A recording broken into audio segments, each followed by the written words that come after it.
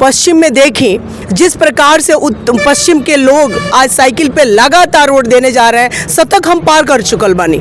और उत्तर प्रदेश के 5वें 6वें चुनाव में बीजेपी पूरी तरीके से प्रोटोकॉल नहीं खे कि वैक्सीन और मास्क के द्वारा भी पढ़ाई हो कल जा सकता, लेकिन शिक्षा तो इतना दूर कर दियल बा कि ये लेबर कंट्री बनावल चाहता ने, दूर प्रदेश बनावल चाहता ने। और ये सारा जनता जान चुकल बा कि आज ना ज्ञान ना रही, पढ़िए ना तो क्या करिए, मजदूरी करिए। जिंदाबाद मोदी जिंदाबाद। प्रदेश के जनता चाहे वो महिला होके, पुरुष होके, युवा होके, मजदूर होके, किसान होके, हर लोग ये मन बना ले बा कि ये बेरी समाजवादी पार्टी में जब माननीय अखिलेश यादव जी के सरकार बनल रहे तो 2012 से 2017 ले आप विकास के कड़ी देखनी कि विकास लगातार होते रहे।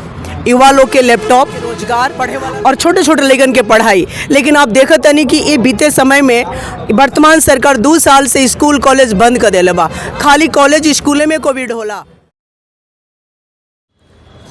हमारा साथ में मानी यही कड़ी में सुनैना सिंह कुशवाहा जी समाजवादी पार्टी के सदस्य बानी, यहाँ से तमाम बातचीत हुई। सबसे पहले हमारे चैनल में स्वागत बा। बहुत बहुत धन्यवाद आपके चैनल को देती हूँ। ये मेरी कितना चैलेंज रहे विधानसभा चुनाव में? उत्तर प्रदेश के जनता चाहे वो महिला होके, पुरुष होके, युवा होके, मजदूर होके, किसान होके, हर लोग ये मन बना ले बा कि ये बेरी समाजवादी पार्टी सरकार बनावे के कोई चैलेंज नहीं है। क्योंकि बीते 7 सालों में जितना झेला है इन लोगों ने, सब लोग तबाह हो गए हैं। और इस बार तबाह के बाद एक बदलाव चाहते हैं, जो एक विकल्प के रूप में सिर्फ एक ही एक पार्टी बा, समाजवादी पार्टी। और पूरा प्रदेश माननीय अखिलेश यादव जी को चीफ मिनिस्टर बनाने के लिए जी जान से लगा हुआ। कितना सीट लगभग आ सकता था उत्तर प्रदेश में? 300 से पार, 300 से पार पूरे विश्वास है। क्योंकि उत्तर प्रदेश के जनता ही बता चुकल बाटे।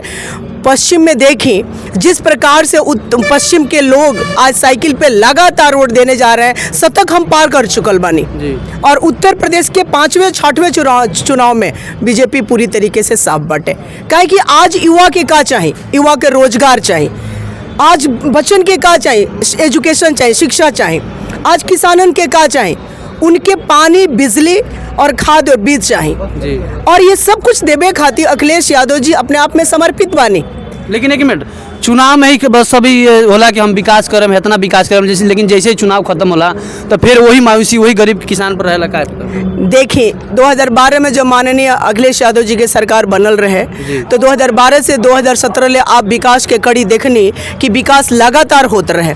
युवा लोग के लैपटॉप, पढ़े वाला लइकन के रोजगार और छोटे छोटे लेगन के पढ़ाई। लेकिन आप देखत नहीं कि ये बीते समय में वर्तमान सरकार 2 साल से स्कूल कॉलेज बंद कर दिले बा, खाली कॉलेज स्कूले में कोविड होला।